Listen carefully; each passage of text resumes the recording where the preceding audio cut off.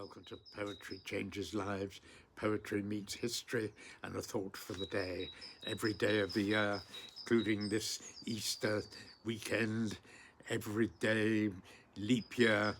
It's a fairly simple concept, just a poem, a historical event linked to it, and a thought for the day. But there aren't many books like this, and I think it makes a nice present to give your friends, family, acquaintances, an Easter present, a birthday present, a Christmas present. Sometimes it's very difficult to think of a present to give people, I find anyway.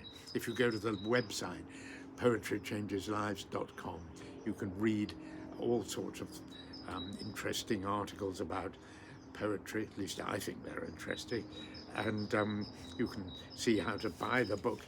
You can get it direct from Amazon as well, of course. On this day, in 1770, a very important English poet, William Wordsworth, was born. He came from fairly humble beginnings, but became poet laureate in his quite for several years before his death, and became a very highly respected poet in his lifetime. His name will always be linked with the Lake District, and his famous definition of poetry is often quoted. Here it is: the spontaneous overflow of powerful feelings. It takes its origin from emotion recollected in tranquility. I think it's a valid definition, certainly. Others have given different aspects of their view of poetry, but I think Wordsworth did pretty well there. As a young man, he travelled extensively in Europe, Germany and France. The French Revolution, of course, kicked off in 1789, I think, and Wordsworth was a great supporter of that and the rights of man and all that sort of thing.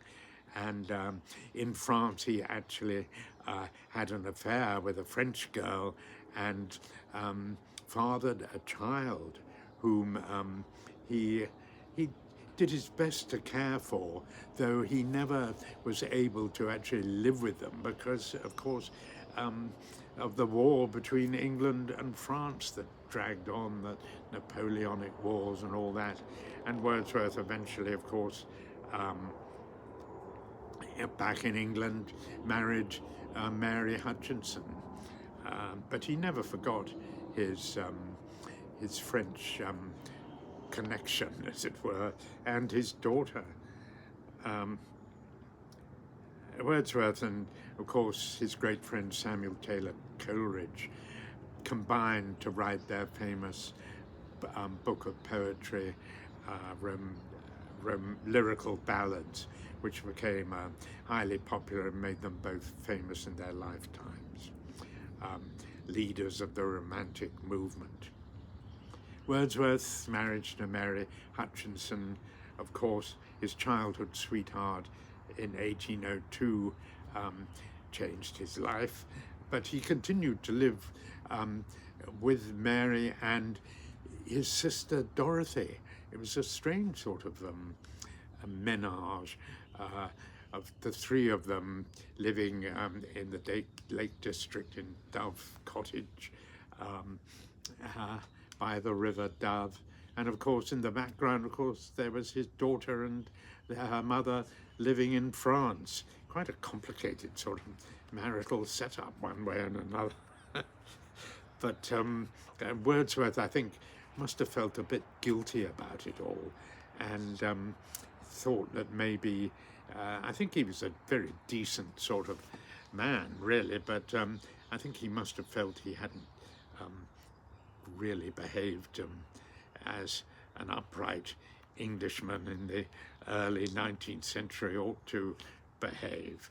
And this poem I'm going to read, called Lucy, kind of reflects that. I think in the back of his mind, he may have been thinking, yes, well, so many girls do get neglected, not treated with enough respect, and lead lives of not exactly quiet desperation, but rather lonely, sort of unselfish lives that are not properly recognized. I think this poem always makes me feel a bit guilty about people, particularly girls, that maybe I, in the past, didn't treat with enough respect. See what you think of this anyway. I think it's one of his very best poems myself. I think it's got so much insight, and it changes my mood usually when I read it, and certainly I always sort of sit and have a little think afterwards. Here we are, Lucy, by William Wordsworth. She dwelt among the untrodden ways, beside the spring of Dove, a maid whom there were none to praise, and very few to love. A violet by a mossy stone, half hidden from the eye, fair as a star when only one is shining in the sky. She lived unknown, and few could know when Lucy ceased to be. But she is in her grave, and oh, the difference to me.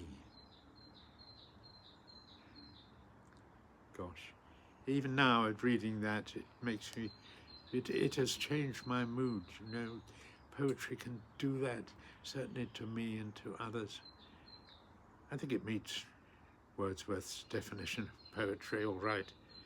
Emotion, powerful feelings, emotion recollected in tranquility. That's what I'm doing at the moment. Emotions recollected in tranquility. Well, today I remember that today is all I have. Tomorrow can't be guaranteed, and yesterday has gone. I wish you all a good day today. Thanks for listening.